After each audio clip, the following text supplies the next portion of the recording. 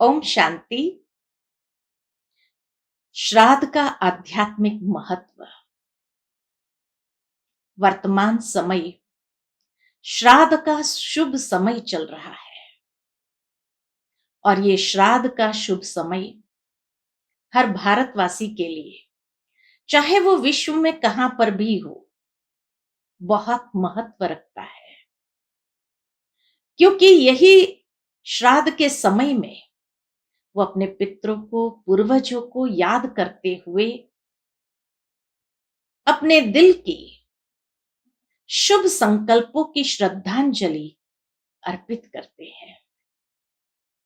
बड़े श्रद्धा के भाव के साथ वो उन्हें याद करते हैं। साथ ही साथ कहा जाता है कि ये श्राद्ध के दिन हर कोई समय निकाल करके अपने पूर्वजों के प्रति कृतज्ञता का भाव अर्पित करते हैं।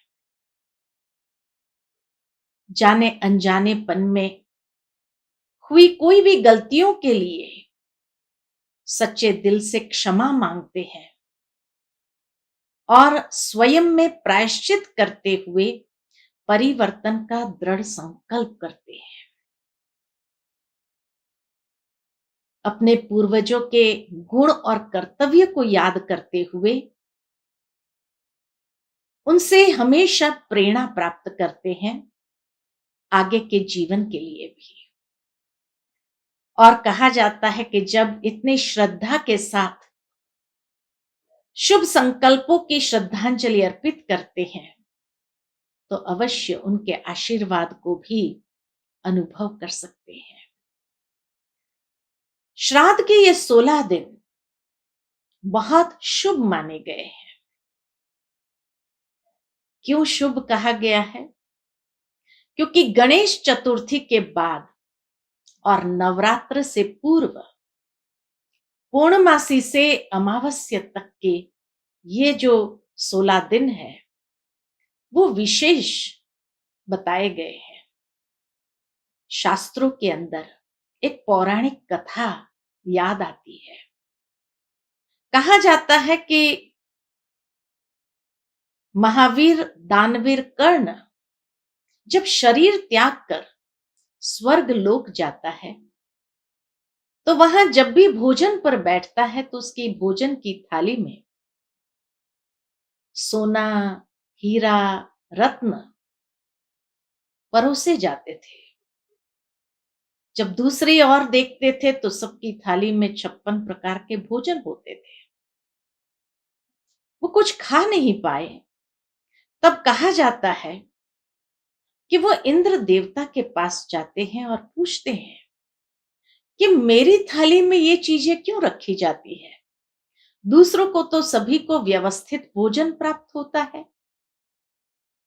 तब कहा जाता है कि इंद्र राजा ने कहा कि तुमने कभी अपने पितरों को याद नहीं किया, अपने पूर्वजों की सेवा नहीं किया और हमेशा जो भी दान किया, स्वर्ण दान किया या हीरे रत्नों का ही दान किया, तो जो तुमने दान किया वही तो तुम्हें प्राप्त होगा।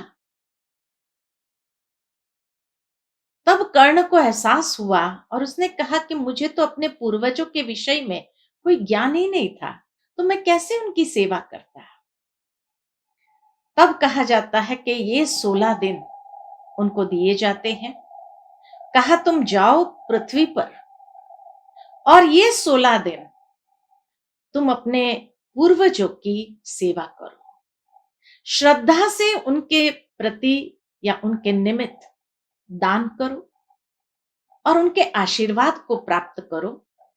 तब तुम्हें भी उनके आशीर्वाद स्वरूप, फल स्वरूप भोजन आदि प्राप्त होगा। और वो 16 दिन कर्ण नीचे आता है पृथ्वी लोक पर और अपने पूर्वजों की बड़ी श्रद्धा के साथ सेवा करता है, उनके निमित्त दान करता है, ब्राह्मणों को भोजन खिलाता है, तर्पण करता है। और इस विधि के माध्यम से 16 दिन के बाद जब वो जाता है वापस स्वर्ग लोक में, तब उन्हें 56 प्रकार के भोजन मिलते हैं। इस कथा के विषय में जब मैं सोच रही थी, तो मुझे ये महसूस हुआ कि इंसान को वही प्राप्त होता है जो उसने जीवन पर्यंत किया है। कर्ण को वही मिला जो उसने जीवन पर्यंत किया। यानी श्राद्ध एक निमित्त है श्रेष्ठ कर्म करने का। हमें मालूम ना हो तो कम से कम हम अपने माता पिता के संस्कारों के माध्यम से या उनके गुण और कर्तव्य को याद करते हुए उसमें से प्रेरणा प्राप्त करें। उनको क्या पहुंचता है? हाँ, हमारे शुभ वाइब्रेशंस जरूर पहुंचते हैं, क्योंकि फिर भी आत्मा का एक सूक्ष्म कनेक्शन जरूर है। और ये सूक्ष्म कनेक्शन होने के कारण हम जो श्रद्धा से शुभ संकल्प करते हैं, ये वाइब्रेशंस उस आत्मा को जरूर पहुंचते हैं। लेकिन आशीर्वाद या श्राप वो पितृ नहीं देते हैं। मेरे कर्म ही मुझे आशीर्वाद रूप में फल की प्राप्ति कराती है। कर्ण ने हमेशा सुवर्ण दान किया था, इसलिए उसको भोजन में भी सुवर्ण ही मिले। जब उसने पूर्वजों के निमित्त भले भोजन दान किया या शुद्ध भावना के साथ जो सेवा किया अपने पूर्वजों को याद करते हुए, तो नेचुरल है कि जब वो स्वर्ग लोक वापस गए तो उसे वही प्राप्त हुआ।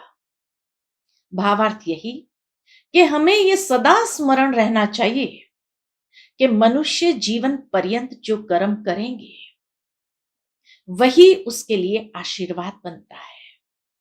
उनके श्रेष्ठ कर्म उसको हर कार्य में सफलता दिलाएंगी और उसके निकृष्ट कर्म जरूर उसके लिए सजा भी बन जाएगी।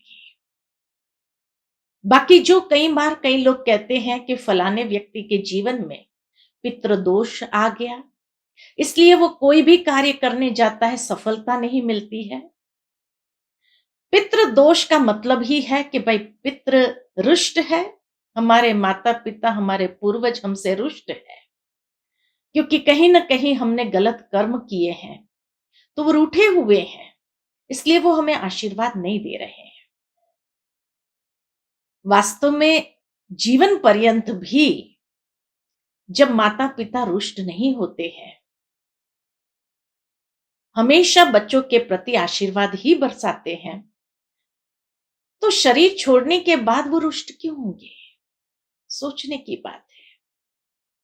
और इसीलिए ये श्राद्ध का जो त्योहार है, वो शायद हम भारतवासियों को गुप्त में यही संदेश देता है कि जीते जी हम अपने माता पिता की सेवा करें, जीते जी उन्हें सदा खुश रखें, जीते जी उनके आशीर्वाद को प्राप्त करें, ताकि जीवन में फलेंगे फूलेंगे बढ़ेंगे, हर कर्म में सफलता को प्राप्त करेंगे, अनुभव करेंगे जैसे उनके आशीर्वाद सदा हमारे साथ है। कई बार देखा जाता है कि कई बच्चे माता पिता को वृद्धाश्रम रख के आते हैं या उनके साथ बहुत बुरा व्यवहार करते हैं, उनको भोजन के लिए तरसाते हैं, और फिर उसके बाद उनके जाने के बाद उनका श्राद्ध अर्थात उनसे क्षमा मांगने का प्रयत्न करते हैं। क्या हमारे अपने कर्म हमें क्षमा करेंगे? बहुत बड़ा प्रश्न है। हमारा कर्म ही हमारे फल के रूप में हमारे सामने आएंगे।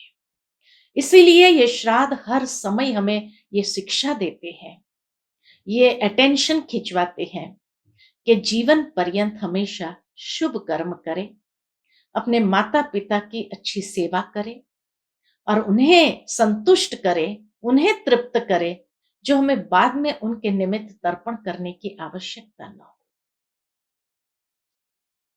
साथ ही साथ कहा जाता है कि ये 16 दिन जब हम गणेश चतुर्थी के बाद मनाते हैं, गणेश चतुर्थी का जीवन हमें इतनी सुंदर प्रेरणा देता है, क्योंकि गणेश चतुर्थी में या गणेश जी के जीवन दर्शन में उसका अपने माता पिता के प्रति बहुत सम्मान का भाव था। हमेशा आज्ञाकारी बन करके चले। उन्होंने अपनी दुनिया अपने माता पिता को ही समझा था। तो ऐसी भावना अपने माता पिता के प्रति भी हम अपने जीवन के अंदर जागृत करें, क्योंकि तब नवरात्रि यानी शिव शक्तियां का आवाहन होता है। शिव शक्तियां यानी परमात्मा शिव की दिव्य शक्तियों का आवाहन कर सकेंगे, जिन दिव्य शक्तियों के माध्यम से हम हमेशा नए कार्य करके अपने जीवन के अंदर प्रसन्नता का अनुभव करेंगे। इसीलिए नवरात्रि के बाद दशहरा आता है, अर्थात ये दिव्य शक्तियों का आवाहन करते हुए संपूर्ण रीति से दशहरा जो जीवन के अंदर कमजोरियां हैं उनको संपूर्ण रीति से हरा करके उनके ऊपर विजयी होकर के दीपावली अर्थात आत्म ज्योत को प्रज्वलित करे, आत्म ज्योति को उजागर करे और उसका प्रकाश चारों ओर हम फैलाएं। कितना सुंदर भाव है हिंदू संस्कृति के अंदर, क्योंकि जीवन के अंदर अगर उजियारा न हो, प्रकाश न हो, तो ये जीवन अंधकारमय बन जाएगा। श्राद्ध वही अंधकारमय से प्रकाश की ओर जाने का एक सूक्ष्म इशारा है। और उसके लिए कहा जाता कि हर व्यक्ति के जीवन में 3 ऋण जो है उसको चुकाने पड़ते हैं। 3 ऋण कौन से हैं? तो एक तो कहा जाता पितृ ऋण, दूसरा है देव ऋण और तीसरा है ऋषि ऋण। ये तीनों ऋण को चुकाना बहुत आवश्यक है। लेकिन वास्तव में अगर देखा जाए कि मनुष्य कितना कुछ भी करे, यह तीनों ऋण को संपूर्ण रीति से चुका नहीं सकते। एक बहुत बड़ी जिम्मेवारी है हम सब के ऊपर इस ऋण को चुकाने के लिए। पितृ ऋण अर्थात माता पिता या अपने पूर्वज जिसके कारण हम अस्तित्व में है या हमारा अस्तित्व इस संसार के अंदर है, तो उन माता पिता के प्रति या उन पूर्वजों के प्रति हमारी एक ऋण है जो हमें चुकाना है, और वो सेवा भाव से ही चुका सकते हैं। कितनी भी सेवा करे तो भी कम ही होगी, क्योंकि वह हमारे लिए साक्षात हमारे ब्रह्मा है। ब्रह्मा कहा जाता है रचयिता को, ये सृष्टि के रचता ब्रह्मा द्वारा, ब्रह्मा ने अपने संकल्पों से सृष्टि का निर्माण किया। भावार्थ यही कि हमारी अपनी दुनिया का निर्माण हमारे इस लौकिक ब्रह्मा से ही होता है, हमारे पितृ से ही होता है। इसीलिए पितृ ऋण चुकाना माना ब्रह्मा के प्रति भी हमारा ऋण चुकाना बराबर है, और वो सेवा भाव से ही चुका सकते हैं। दूसरा ऋण जो है देव ऋण। हर भारतवासी की ये भी मान्यता है कि हम सभी का कोई ना कोई कुल देवी या कुल देवता जरूर है, जिसकी हम पूजा करते हैं, जिसके प्रति हम अपनी श्रद्धा अर्पण करते हैं। वो कुल देवी या कुल देवता या जिसको कहा जाए देव ऋण, वह भी हम पर है। और ये देव ऋण चुकाने के लिए दान महत्वपूर्ण हिस्सा रखता है, क्योंकि देवी देवताओं का हाथ सदा दान देने, आशीर्वाद देने का रहता है, अर्थात कुछ न कुछ देना, लेने की भावना नहीं। तो देव ऋण को चुकाने के लिए दान करना आवश्यक है, क्योंकि दान से ही हमारे कुल देवी या कुल देवता प्रसन्न रहते हैं। और देवी देवताओं का आराध्य विष्णु को माना गया है, जो हमारी परवरिश करता है। इसलिए कहा जाता है ब्रह्मा द्वारा सृजन होता है तो विष्णु द्वारा परवरिश होती है, पालना होती है। हमें भी अपने जीवन में उस देवों की पालना का अनुभव करना है। तो नेचुरल है कि दान करते हुए उनको प्रसन्न करना बहुत आवश्यक है। तभी देवों की कृपा, देवों के आशीर्वाद हमारे ऊपर बने रहते हैं। ये भी कहा गया है भारत के अंदर कि पितृ देवताएं नमः, पितृ भी देव तुल्य है, तभी तो उस माता पिता ने हमारी पालना भी की है। तो पितृ ऋण या देव ऋण जैसे एक दूसरे में कनेक्टेड है, समाये हुए हैं। और तीसरा ऋण जो कहा ऋषि ऋण, ऋषि माना जो ज्ञान फैलाता है, ज्ञान का प्रचार प्रसार करता है, तपस्या करते हैं, त्याग है जिनके जीवन के अंदर। तो वास्तव में देखा जाए तो हमारे लिए तो हमारे सच्चे ऋषि हमारे माता पिता ही है, क्योंकि उनसे ही हम श्रेष्ठ संस्कार रूपी ज्ञान को अर्जित करते हैं। कभी भी कोई बात हुई हो तो नेचुरल है वो माता पिता हमेशा बच्चों के लिए जो त्याग करना पड़ा वो त्याग भी करते हैं। बच्चों को सदा प्रसन्न रखने के लिए उन्होंने हमारे लिए कितना सहन किया होगा, कितना त्याग किया होगा, कितनी उनकी तपस्या रही होगी, जिनका वर्णन भी उन्होंने कभी नहीं किया। और इसीलिए वही हमारे लिए सच्चे ऋषि है, जिन्होंने हमारे अंदर अच्छे संस्कार को सींचा, प्रयत्न किए कि अच्छे संस्कार इन्हें प्राप्त हो, ताकि उस अच्छे संस्कारों से उनका जीवन मूल्यों के आधार पर वो जिए और सर्व को सुख प्रदान करे।